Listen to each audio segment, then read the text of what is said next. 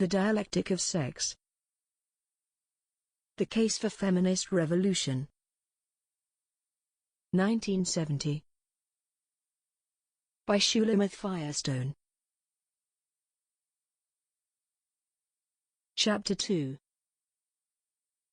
On American Feminism. In the radical feminist view, the new feminism is not just the revival of a serious political movement for social equality. It is the second wave of the most important revolution in history. Its aim, overthrow of the oldest, most rigid class/caste system in existence, the class system based on sex, a system consolidated over thousands of years, lending the archetypal male and female roles an undeserved legitimacy and seeming permanence. In this perspective, the pioneer Western feminist movement was only the first onslaught, the 50-year ridicule that followed it only a first counteroffensive, the dawn of a long struggle to break free from the oppressive power structures set up by nature and reinforced by man. In this light, let's take a look at American feminism. Section 1. The women's rights movement in America.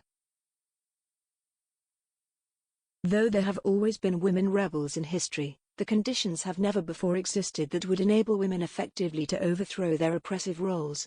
Women's capacity for reproduction was urgently needed by the society, and even if it hadn't been, effective birth control methods were not available. So until the Industrial Revolution, feminist rebellion was bound to remain only a personal one. The coming feminist revolution of the age of technology was foreshadowed by the thought and writing of individual women, members of the intellectual elites of their day. In England, Mary Wollstonecraft and Mary Shelley; in America, Margaret Fuller; in France, the Bluestockings. But these women were ahead of their time. They had a hard time getting their ideas accepted even in their own advanced circles, let alone by the masses of men and women of their day, who had barely absorbed the first shock of the Industrial Revolution. By the middle of the 19th century, however, with industrialization in full swing, a full-fledged feminist movement got underway. Always strong in the U.S. itself, founded shortly before the Industrial Revolution, and thus having comparatively little history or tradition, feminism was spurred on by the abolitionist struggle and the smoldering ideals of the American Revolution itself. The declaration passed at the First National Women's Rights Convention at Seneca Falls in 1848 was modeled on the Declaration of Independence. The early American women's rights movement was radical. In the 19th century, for women to attack the family, the church, see Elizabeth Cady Stanton's Woman's Bible, and the state, law, was for them to attack the very cornerstones of the Victorian society in which they lived, equivalent to attacking sex distinctions themselves in our own time. The theoretical foundations of the early women's rights movement grew out of the most radical ideas of the day, notably those of abolitionists like William Lloyd Garrison and such communalists as R.D. Owen and Fanny Wright. Few people today are aware that the early feminism was a true grassroots movement. They haven't heard of the tortuous journeys made by feminist pioneers into backwoods and frontiers, or door to door in the towns to speak about the issues or to collect signatures for petitions that were laughed right out of the assemblies. Nor do they know that Elizabeth Cady Stanton and Susan B. Anthony, the most militant feminists of the movement, were among the first to stress the importance of organizing women workers, founding the Working Women's Association in September 1868. Delegates to the National Labor Union Convention as early as 1868, they later fell out over the shortchanging of women workers by the hasn't changed male chauvinist labor movement. Other pioneer female labor organizers such as Augusta Lewis and Kate Mullaney were in the feminist movement. This radical movement was built by women who had literally no civil status under the law, who were pronounced civilly dead upon marriage, or who remained legal minors if they did not marry, who could not sign a will or even have custody of their own children upon divorce, who were not taught even to read, let alone admitted to college. The most privileged of them were equipped with a knowledge of embroidery, china painting, French, and harpsichord, who had no political voice whatever. Thus, even after the Civil War, more than half the USA's population was still legally enslaved, literally not owning even the bustles on their backs. The first stirrings of this oppressed class, the first simple demands for justice, were met by a disproportionate violence, a resistance difficult to understand today when the lines of sexual class have been blurred over. For, As often happens, the revolutionary potential of the First Awakening was recognized more clearly by those in power than it was by the Crusaders themselves. From its very beginning, the feminist movement posed a serious threat to the established order, its very existence and long duration testifying to fundamental inequalities in a system that pretended to democracy. Working first together, later separately, the abolitionist movement and the women's rights movement threatened to tear the country apart. If, in the Civil War, the feminists hadn't been persuaded to abandon their cause to work on more important issues, the early history of feminist revolution might have been less dismal. As it was, although the Stanton-Anthony forces struggled on in the radical feminist tradition for 20 years longer, the back of the movement had been broken. Thousands of women, at the impetus of the Civil War, had been allowed out of the home to do charity work. The only issue on which these very different camps of organized women could unite was the desirability of the vote, but predictably, they did not agree upon why it was desirable. The conservatives formed the American Woman Suffrage Association, or joined the sprouting women's clubs, such as the Pious Woman's Christian Temperance Union. The radicals separated into the National Woman Suffrage Association, concerned with the vote only as a symbol of the political power they needed to achieve larger ends. By 1890, further legal reforms had been won, women had entered the labor force in the service capacity that they still hold today, and they had begun to be educated in larger numbers. In lieu of true political power, they had been granted a token, segregated place in the public sphere as club women. But though indeed this was a greater political power than before, it was only a newfangled version of female power of the usual sort, behind the throne, a traditional influence on power which took modern form in lobbying and embarrassment tactics. When, in 1890, with their leaders old and discouraged, the radical feminist National merged with the conservative American to form the National American Woman Suffrage Association, NAWSA, all seemed lost. Conservative feminism, with its concentration on broad, unitive, single issues like suffrage, with its attempt to work within and placate the white male power structure, trying to convince men who knew better, with their own fancy rhetoric yet, had won. Feminism, sold out, languished. Even worse than the conservative feminists were the increasing number of women who, with their newfound bit of freedom, jumped enthusiastically into all the radicalisms of the day, the various social reform movements of the progressive era, even when at odds with feminist interests. Consider the old debate about discriminatory protective labor laws for women. Margaret Rondher, Britain's leading post-First World War feminist, put it this way. Quotation by Rondher. One may divide the women in the women's movement into two groups, the feminists and the reformers who are not in the least feminists, who do not care tuppence about equality for itself. Now almost every women's organization recognizes that reformers are far more common than feminists, that the passion to decide to look after your fellow men, to do good to them in your way, is far more common than the desire to put into everyone's hand the power to look after themselves. End of quotation by Rondher. These reformers, the women radicals of their day, were at best influenced by feminism. They were neither true feminists nor true radicals because they did not yet see the woman's cause as a legitimate radical issue in itself.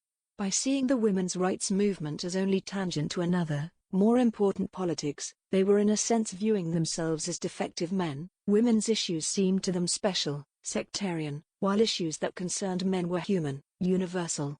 Developing politically in movements dominated by men, they became preoccupied with reforming their position within those movements rather than getting out and creating their own. The Women's Trade Union League is a good example. Women politicos in this group failed at the most basic undertakings because they were unable to sever their ties with the strongly male chauvinist American Federation of Labor, under Samuel Gompers, which sold them out time and again. Or, in another example, like so many volunteers in service to America, Vista, volunteers bent on slumming it with an ungrateful poor, they rushed into the young settlement movement, many of them giving their lives without reward, only to become the rather grim, embittered, but devoted spinster social workers of the stereotype. Or the Woman's Peace Party founded to no avail by Jane Addams on the eve of American intervention in the First World War, which later split into, ironically, either jingoist groups working for the war effort, or radical pacifists as ineffective as they were extreme. This frenzied feminine organizational activity of the progressive era is often confused with the women's rights movement proper. But the image of the frustrated, bossy battle axe derives less from the radical feminists than from the non-feminist politicos, committee women for the various important causes of their day. In addition to the now defunct movements we have mentioned, the Women's Trade Union League, the National Federation of Settlements, and the Women's International League for Peace and Freedom, formerly the Woman's Peace Party, begun by Jane Addams, the whole spectrum of organized ladyhood was founded in the era between 1890 and 1920, the General Federation of Women's Clubs, the League of Women Voters, the American Association of Collegiate Alumni, the National Consumers League, the Parent-Teacher Association, even the Daughters of the American Revolution. Although these organizations were associated with the most radical movements of their day, that in fact their politics were reactionary, and finally fatuous and silly, was indicated at first solely by their non-feminist views. Thus the majority of organized women in the period between 1890 to 1920, a period usually cited as a high point of feminist activity, had nothing to do with feminism. On the one hand, feminism had been constricted to the single issue of the vote. The women's rights movement was, temporarily, transformed into a suffrage movement, and on the other, women's energies were diffused into any other radical cause but their own. But radical feminism was only dormant. The awakening began with the return of Harriet Stanton Blatch, the daughter of Elizabeth Cady Stanton, from England, where she had joined the Militant Women's Social and Political Union, the English suffragettes of whom the Pankhursts are perhaps the best known, in opposing the constitutionalists, conservative feminists. Believing that militant tactics were needed to achieve the radical goals espoused by her mother, she recommended attacking the problem of the vote with the discarded strategy of the Stanton-Anthony faction, pressured to amend the federal constitution. Soon the American militants split off from the conservative NAWSA to form the Congressional Union, later the Woman's Party, beginning the daring guerrilla tactics and uncompromisingly tough line for which the whole suffrage movement is often incorrectly credited. It worked. Militants had to undergo embarrassment, mobbings, beatings, even hunger strikes with forced feeding, but within a decade the vote was won.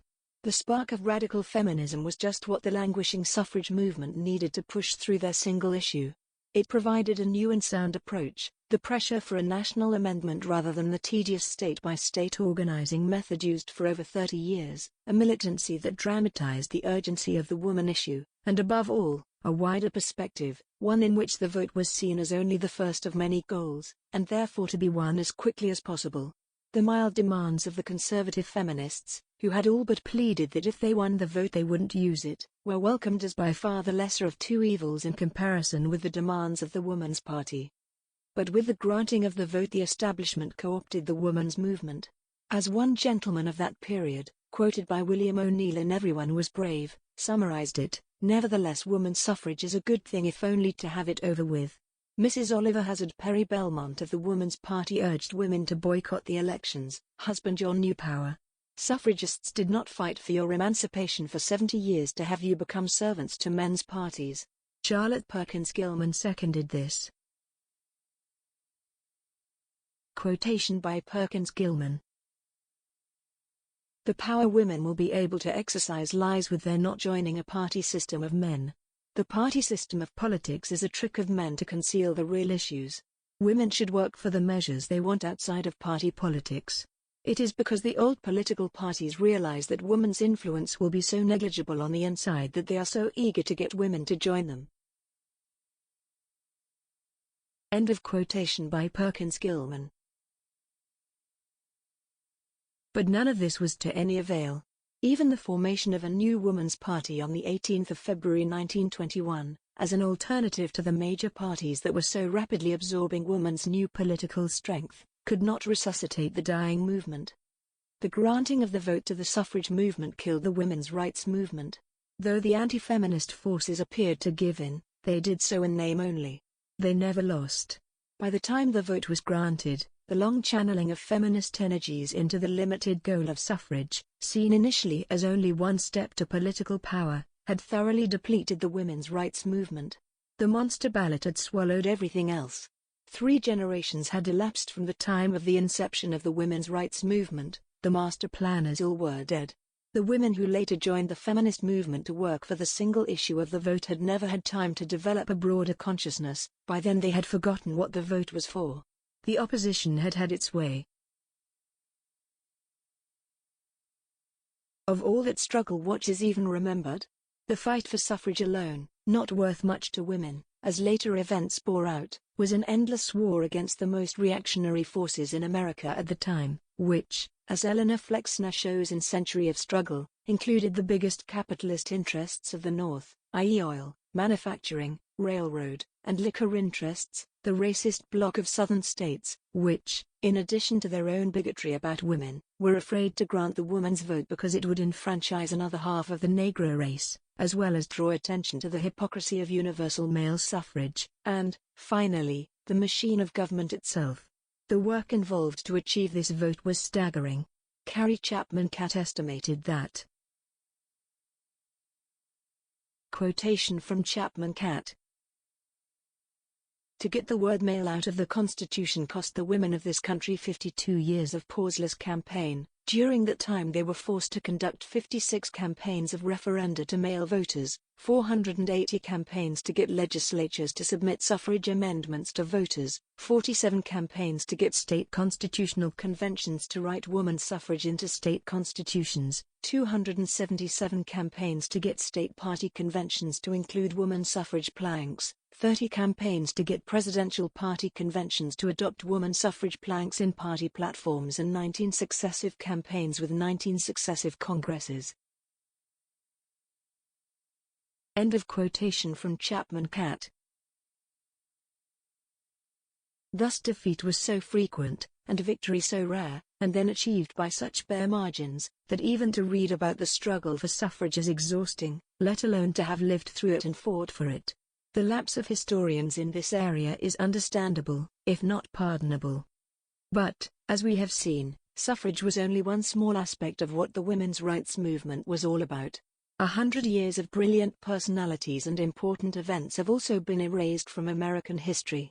The women orators who fought off mobs, in the days when women were not allowed to speak in public, to attack family, church, and state, who traveled on poor railways to cowtowns of the West to talk to small groups of socially starved women, were quite a bit more dramatic than the Scarlett O'Haras and Harriet Beecher Stowe's and all the little women who have come down to us. Sojourner Truth and Harriet Tubman, freed slaves who went back time and again, with huge prices on their heads, to free other slaves on their own plantations, were more effective in their efforts than the ill-fated John Brown. But most people today have never even heard of Myrtilla Minor, Prudence Crandall, Abigail Scott Duniway, Mary Putnam Jacobi, Ernestine Rose, the Claflin sisters, Crystal Eastman, Clara Lemlich, Mrs. O.H.P. Belmont, Doris Stevens, Anne Martin. And this ignorance is nothing compared to ignorance of the lives of women of the stature of Margaret Fuller, Fanny Wright, the Grimke sisters, Susan B. Anthony, Elizabeth Cady Stanton, Harriet Stanton Blatch, Charlotte Perkins Gilman, Alice Paul. And yet we know about Louisa May Alcott, Clara Barton, and Florence Nightingale, just as we know about, rather than Nat Turner, the triumph of Ralph Bunche, or George Washington Carver and the Peanut. The omission of vital characters from standard versions of American history in favor of such goody-good models cannot be tossed off. Just as it would be dangerous to inspire still oppressed black children with admiration for the Nat Turners of their history, so it is with the women's rights movement. The suspicious blanks in our history books concerning feminism, or else the confusion of the whole women's rights movement with the conservative suffrage movement or the reformist women's groups of the progressive era, is no accident. It is part of a backlash we are still undergoing in reaction to the first feminist struggle. The few strong models allowed girls growing up in the 50-year silence have been carefully chosen ones, women like Eleanor Roosevelt, of the altruistic feminine tradition, as opposed to the healthily selfish giants of the radical feminist rebellion. This cultural backlash was to be expected. Men of those days grasped immediately the true nature of a feminist movement, recognizing it as a serious threat to their open and unashamed power over woman. They may have been forced to buy off the women's movement with confusing surface reforms, a correction of the most blatant inequalities on the books, a few changes of dress, sex, style, "You've come a long way, baby," all of which coincidentally benefited men. But the power stayed in their hands. Section 2. The 50-year ridicule. How did the myth of emancipation operate culturally over a 50-year period to anesthetize women's political consciousness? In the 20s, eroticism came in big. The gradual blurring together of romance with the institution of marriage began. Love and marriage go together like a horse and carriage, serving to repopularize and reinforce the failing institution, weakened by the late feminist attack. But the convalescence didn't last long. Women were soon reprivatized, their new class solidarity diffused. The conservative feminists, who at least had viewed their problems as social, had been co-opted, while the radical feminists were openly and effectively ridiculed. Eventually even the innocuous committee women of other movements came to appear ridiculous. The cultural campaign had begun. Emancipation was one's private responsibility, salvation was personal, not political. Women took off on a long soul search for fulfillment. Here, in the 20s, is the beginning of that obsessive modern cultivation of style, the search for glamour. You too can be Theda Bara, a cultural disease still dissipating women today, fanned by women's magazines of the Vogue, Glamour, Mademoiselle, Cosmopolitan Variety. The search for a different, personal, style with which to express oneself replaced the old feminist emphasis on character development through responsibility and learning experience. In the 30s, after the Depression, women sobered. Flapperism was obviously not the answer, they felt more hung up and neurotic than ever before. But with the myth of emancipation going full blast, women dared not complain. If they had gotten what they wanted, and were still dissatisfied, then something must be wrong with them. Secretly they suspected that maybe they really mere inferior after all. Or maybe it was just the social order. They joined the Communist Party, where once again they empathized mightily with the underdog, unable to acknowledge that the strong identification they felt with the exploited working class came directly from their own experience of oppression. In the 40s there was another world war to think about. Personal hang-ups were temporarily overshadowed by the spirit of the war effort, patriotism and self-righteousness, intensified by a ubiquitous military propaganda, were their own kind of high. Besides, the cats were away. Better yet, their thrones of power were vacant. Women had substantial jobs for the first time in several decades. Genuinely needed by society to their fullest capacity, they were temporarily granted human, as opposed to female, status. In fact, feminists are forced to welcome wars as their only chance. The first long stretch of peace and affluence in some time occurred in the late 40s and the 50s. But instead of the predictable resurgence of feminism, after so many blind alleys, there was only the feminine mystique, which Betty Friedan has documented so well. This sophisticated cultural apparatus was hauled out for a specific purpose. Women had gotten hired during the war, and now had to be made to quit. Their new employment gains have come only because they had been found to make a convenient surplus labor force, for use in just such time of crisis, and yet, one couldn't now just openly fire them. That would give the lie to the whole carefully cultivated myth of emancipation. A better idea was to have them quit of their own volition. The feminine mystique suited the purpose admirably. Women, still frantic, still searching, after all, a factory job is no man's idea of heaven either, even if it is preferable to woman's caged hell, took yet another false road. This one was perhaps worse than any of the others. It offered neither the shallow sensuality of the 20s, the commitment to a false ideal of the 30s, nor the collective spirit, propaganda, of the 40s. What it did offer women was respectability and upward mobility, along with disillusioned romance, plenty of diapers and parent-teacher association meetings, Margaret Mead's mother nurture, family arguments, endless and ineffective diets, TV soap operas and commercials to kill the boredom, and, if the pain still persisted, psychotherapy. Good Housekeeping and Parents magazine spoke for every woman of the middle class, just as True Confessions did for the working class. The 50s was the bleakest decade of all, perhaps the bleakest in some centuries for women. According to the 1950 version of the myth, women's emancipation had already been tried and found wanting, by women themselves, no doubt. The first attempt to break away from a stifling creative motherhood seemed to have failed utterly.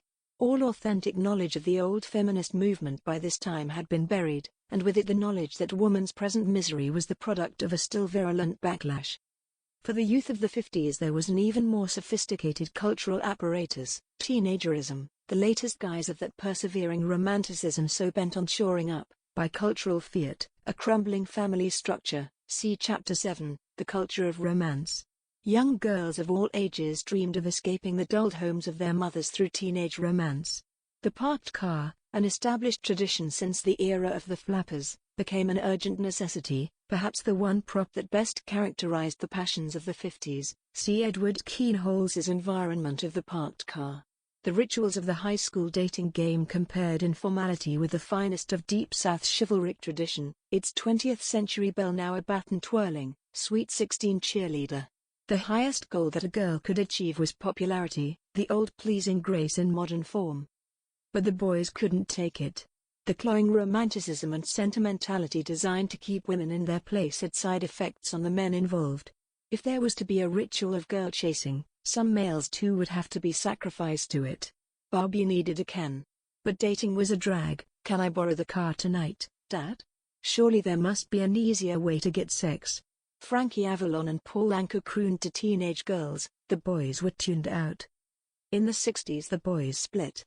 They went to college and down south. They traveled to Europe in droves. Some joined the Peace Corps, others went underground. But wherever they went they brought their camp followers.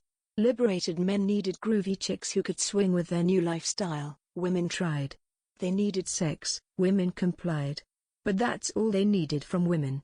If the chick got it into her head to demand some old-fashioned return commitment, she was uptight, screwed up, or worse yet, a real bring-down. A chick ought to learn to be independent enough not to become a drag on her old man. Trans. Clinging. Women couldn't register fast enough. Ceramics, weaving, leather talents, painting classes, lit. And psych. Courses, group therapy, anything to get off his back. They sat in front of their various easels in tears.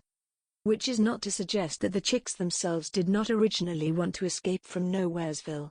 There was just no place they could go. Wherever they went, whether Greenwich Village circa 1960, Berkeley or Mississippi circa 1964, Haight-Ashbury or the East Village circa 1967, they were still only chicks, invisible as people. There was no marginal society to which they could escape. The sexual class system existed everywhere. Culturally immunized by the anti-feminist backlash, if, in the long blackout, they had heard of the feminism at all, it was only through its derogation. They were still afraid to organize around their own problem. Thus they fell into the same trap that had swallowed up the women of the 20s and 30s, the search for the private solution. The private solution of the 60s, ironically, was as often the bag of politics, radical politics, thus more marginal and idealistic than the official, segregated, arenas of power, as it was art or academia. Radical politics gave every woman the chance to do her thing. Many women, repeating the 30s, saw politics not as a means towards a better life, but as an end in itself. Many joined the peace movement, always an acceptable feminine pastime, harmless because politically impotent, it yet provided a vicarious outlet for female anger. Others got involved in the civil rights movement, but though often no more directly effective than was their participation in the peace movement, white women's numbered days in the black movement of the early 60s proved to be a more valuable experience in terms of their own political development. This is easy to detect in the present-day women's liberation movement. The women who went south are often much more politically astute, flexible, and developed than women who came in from the peace movement, and they tend to move towards radical feminism much faster. Perhaps because this concern for the suffering of the blacks was white women's closest attempt since 1920 to face their own oppression. To champion the cause of a more conspicuous underdog is a euphemistic way of saying you yourself are the underdog. So just as the issue of slavery spurred on the radical feminism of the 19th century, the issue of racism now stimulated the new feminism. The analogy between racism and sexism had to be made eventually. Once people had admitted and confronted their own racism, they could not deny the parallel. And if racism was expungible, why not sexism? I have described the 50-year period between the end of the old feminist movement and the beginning of the new in order to examine the specific ways in which the myth of emancipation operated in each decade to diffuse the frustrations of modern women. The smear tactic was effectively used to reprivatize women of the 20s and the 30s, and thereafter it combined with a blackout of feminist history to keep women hysterically circling through a maze of false solutions. The myth had effectively denied them a legitimate outlet for their frustration. Therapy proved a failure as an outlet, see the following chapter. To return to the home was no solution either, as the generation of the 40s and the 50s proved. By 1970 the rebellious daughters of this wasted generation no longer, for all practical purposes, even knew there had been a feminist movement. There remained only the unpleasant residue of the aborted revolution, an amazing set of contradictions in their roles. On the one hand, they had most of the legal freedoms, the literal assurance that they were considered full political citizens of society, and yet they had no power. They had educational opportunities, and yet were unable, and not expected, to employ them. They had the freedoms of clothing and sex mores that they had demanded, and yet they were still sexually exploited. The frustrations of their trapped position were exacerbated by the development of mass media, see Chapter 7, in which these contradictions were nakedly exposed, the ugliness of women's roles emphasized by precisely that intensive character which made of the new media such a useful propaganda organ. The cultural indoctrinations necessary to reinforce sex role traditions had become blatant, tasteless, where before they had been insidious. Women, everywhere bombarded with hateful or erotic images of themselves, were at first bewildered by such distortion. Could that be me? And, finally, angered. At first, because feminism was still taboo, their anger and frustration bottled up in complete withdrawal, beatnik bohemia and the flower/drug generation, or was channeled into dissent movements other than their own, particularly the civil rights movement of the 60s, the closest women had yet come to recognizing their own oppression. But eventually the obvious analogy of their own situation to that of the blacks, coupled with the general spirit of dissent, led to the establishment of a women's liberation movement proper. The anger spilled over, finally, into its proper outlet. But it would be false to attribute the resurgence of feminism only to the impetus generated by other movements and ideas. For though they may have acted as a catalyst, feminism, in truth, has a cyclical momentum all its own. In the historical interpretation we have espoused, feminism is the inevitable female response to the development of a technology capable of freeing women from the tyranny of their sexual reproductive roles, both the fundamental biological condition itself, and the sexual class system built upon, and reinforcing, this biological condition. The increasing development of science in the 20th century should have only accelerated the initial feminist reaction to the Industrial Revolution. Fertility control alone, for example, a problem for which the early feminists had no answer, has reached, in the period since 1920, its highest level of development in history. The dynamics of the counter-revolution, which in conjunction with temporal crises such as war and depression, obstructed the growth of feminism I have attempted to describe. Because of such obstruction, new scientific developments that could have greatly helped the feminist cause stayed in the lab, while social sexual practices not only continued as before but were actually intensified, in reaction to the threat. Scientific advances which threaten to further weaken or sever altogether the connection between sex and reproduction have scarcely been realized culturally. That the scientific revolution has had virtually no effect on feminism only illustrates the political nature of the problem. The goals of feminism can never be achieved through evolution, but only through revolution. Power, however it has evolved, whatever its origins, will not be given up without a struggle. Section 3. The Women's Liberation Movement. In 3 years, we have seen the whole political spectrum of the old women's movement recreated. The broad division between the radical feminists and the two types of reformists, the conservative feminists and the politicos, has reappeared in modern guise. There are roughly 3 major camps in the movement now, themselves subdivided. Let us summarize them briefly, keeping in mind that in such a formative period the politics, as well as the membership, of any one group is in a continual state of flux. 1. Conservative feminists. This camp, though now proliferating into myriads of similar organizations, is perhaps still best exemplified by its pioneer, and thus more hardcore feminist than is generally believed, NOW, the National Organization of Women, begun in 1965 by Betty Friedan after her reverberating publication of The Feminine Mystique. Often called the NAACP of the women's movement, and indeed, because it too is full of older professionals, career women who have made it. It is similarly attacked by the younger liberation groups for its careerism. NOW concentrates on the more superficial symptoms of sexism, legal inequities, employment discrimination, and the like. Thus in its politics it most resembles the suffragist movement of the turn of the century, Carrie Chapman Catt's National American Woman Suffrage Association, with its stress on equality with men, legal, economic, etc., within the given system, rather than liberation from sex roles altogether, or radical questioning of family values. Like the NAWSA, it tends to concentrate on the winning of single-issue political gains, whatever the cost to political principles. Like the NAWSA, it has attracted a wide membership, which it controls by traditional bureaucratic procedures. However, already in the young movement, it is apparent that this position, untenable even in terms of immediate political gains, as witnessed by the failure of the last conservative feminist movement, is more a leftover of the old feminism, or, if you prefer, the forerunner, rather than a model of the new. The many women who had joined for lack of a better place to go soon shifted to radical feminism, and in doing so have forced NOW into an increasing radicalism, cf. where once the organization didn't dare officially endorse even abortion law repeal for fear of alienating those who could go no further than a reform, now abortion law repeal is one of its central demands. 2. Politicos. The politicos of the contemporary women's movement are those women whose primary loyalty is to the left, the movement, rather than to the women's liberation movement proper.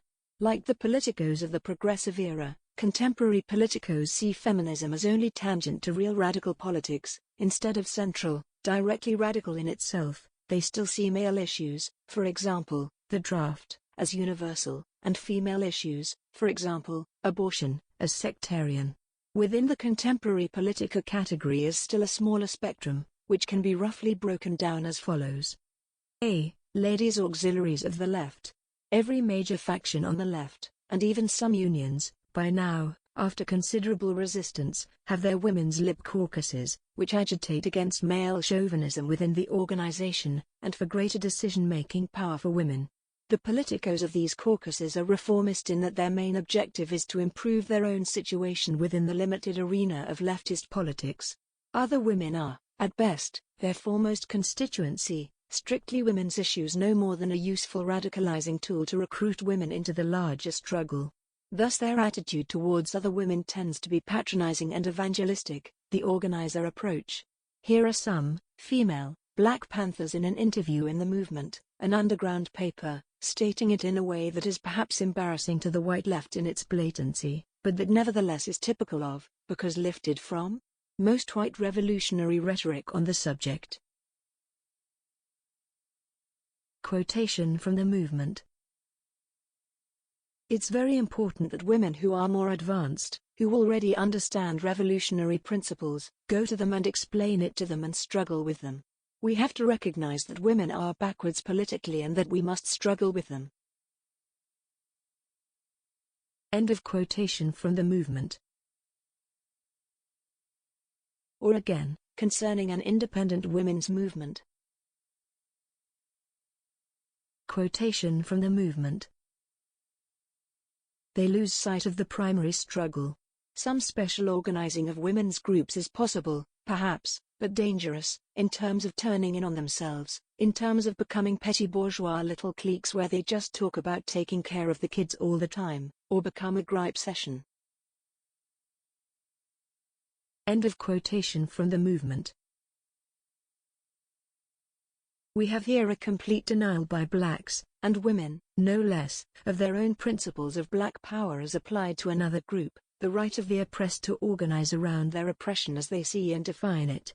It is sad that the Black Power movement, which taught women so much about their political needs through the obvious parallels, should be the last to see that parallel in reverse. For a deeper analysis of why this is so, see Chapter 5, Grassroots Organizing, Around One's Own Oppression, the End of Leadership and Power Plays, the Need for a Mass Base Prior to Bloody Struggle. All the most important principles of radical politics suddenly do not apply to women, in a double standard of the worst order. The women's liberation groups still attempting to work within the larger leftist movement haven't a chance, for their line is dictated from above, their analysis and tactics shaped by the very class whose illegitimate power they are protesting. And thus they rarely succeed in doing more than increasing the tension that already threatens their frayed leftist groups with extinction. If ever they do become powerful, they are bought off with tokens, or, if necessary, the larger group quietly disintegrates and reorganizes without them. Often, in the end, they are forced to split off and join the independent women's movement after all. B. Middle-of-the-road politicos. Working separately from, but still under the protection of the male umbrella, these groups are ambivalent and confused. They vacillate.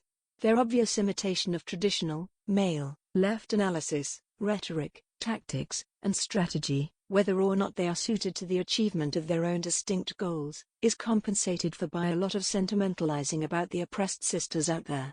Their own politics tends to be ambiguous, because their loyalties are, if they are no longer so sure that it is capitalism which directly causes the exploitation of women, they do not go so far as to intimate that men might have anything to do with it. Men are brothers. Women are sisters. If one must talk about enemies at all, why not leave it open and call it the system? C. The feminist politicos. This position describes perhaps the largest proportion of the anonymous cell groups of the women's liberation movement across the country. It is the position towards which many of the middle-of-the-roaders eventually drift. Basically, it is a conservative feminism with leftist overtones, or perhaps, more accurately, it is a leftism with feminist overtones.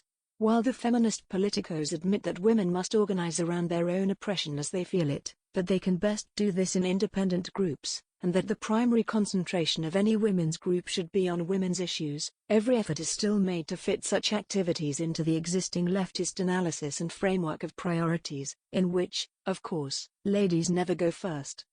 Despite the seeming diversity within such a spectrum, the three positions can be reduced to one common denominator: feminism is secondary in the order of political priorities, and must be tailored to fit into a pre-existent, male-created, political framework.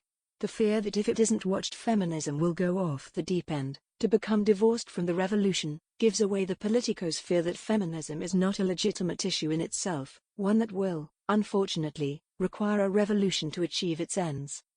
And here we have the crux of it: Politico women are unable to evolve an authentic politics because they have never truly confronted their oppression as women in a gut way. Their inability to originate a feminist leftist analysis of their own, their need to tie their issue at all times to some primary struggle rather than seeing it as revolutionary in itself, let alone central to all revolution, is derived directly from their lingering feelings of inferiority as women. Their inability to put their own needs first, their need for male approval, in this case anti-establishment male approval, to legitimate them politically, renders them incapable of breaking from other movements when necessary, and thus consigns them to mere left reformism, lack of originality, and, ultimately, political sterility. However, the contrast of radical feminism, the more militant position in the women's liberation movement, has forced the politicos, as well as the conservative feminists, into a growing defensiveness, and, finally, into an increasing radicalism.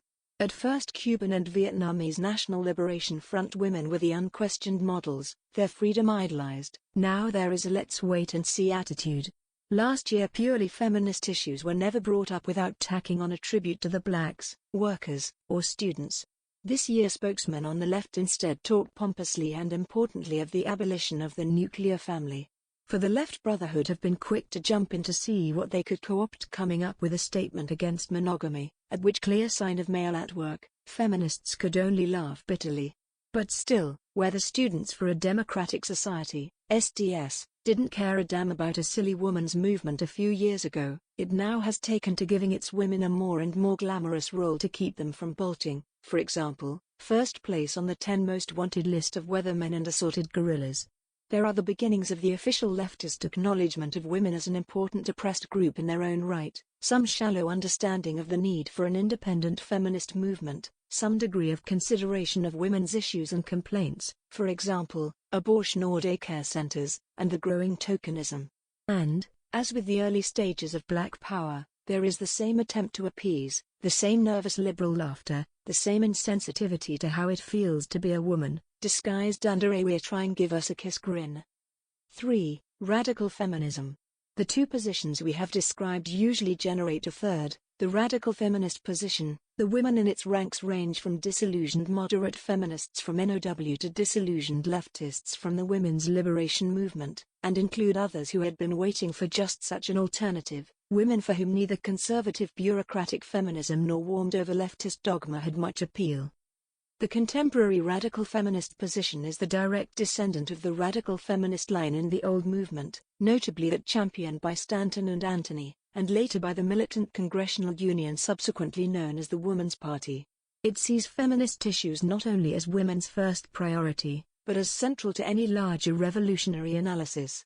It refuses to accept the existing leftist analysis not because it is too radical, but because it is not radical enough. It sees the current leftist analysis as outdated and superficial, because this analysis does not relate the structure of the economic class system to its origins in the sexual class system, the model for all other exploitative systems, and thus the tapeworm that must be eliminated first by any true revolution. In the following chapters I shall explore the ideology of radical feminism and its relation to other radical theory, in order to illustrate how it alone succeeds in pulling into focus the many troubled areas of the leftist analysis, providing for the first time a comprehensive revolutionary solution. Offhand we may note that the radical feminist movement has many political assets that no other movement can claim, a revolutionary potential far higher, as well as qualitatively different, from any in the past. 1. Distribution. Unlike minority groups, a historical accident, or the proletariat, an economic development, women have always made up an oppressed majority class, 51%, spread evenly throughout all other classes. The most analogous movement in America, Black Power, even could it instantly mobilize every black in the country, would command only 15% of the population.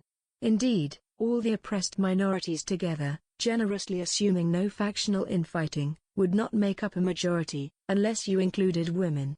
That women live with men, while on some levels our worst disadvantage, the isolation of women from each other has been responsible for the absence or weakness of women's liberation movements in the past, is, in another sense, an advantage. A revolutionary in every bedroom cannot fail to shake up the status quo. And if it's your wife who is revolting, you can't just split to the suburbs. Feminism, when it truly achieves its goals, will crack through the most basic structures of our society. 2. Personal politics. The feminist movement is the first to combine effectively the personal with the political. It is developing a new way of relating, a new political style, one that will eventually reconcile the personal, always the feminine prerogative, with the public, with the world outside, to restore that world to its emotions, and literally to its senses.